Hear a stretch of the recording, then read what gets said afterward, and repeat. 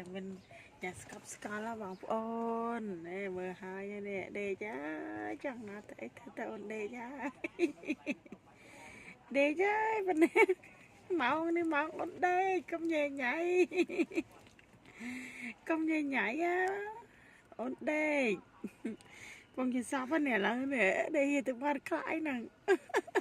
ណាចាំអីចាំទៅសំខាន់អូនដេកមើលហើយបងអូនកូនខ្ញុំមើលជជែកគេងបាត់ហើយហ្នឹងជជែកគេងលោកយ៉ារំភើយណាចេណា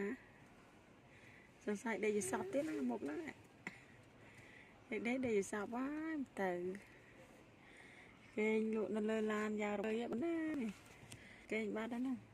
ចាំក្នុងឡានគេបាត់គេងលក់យ៉ាស្កប់ស្កល់ហើយ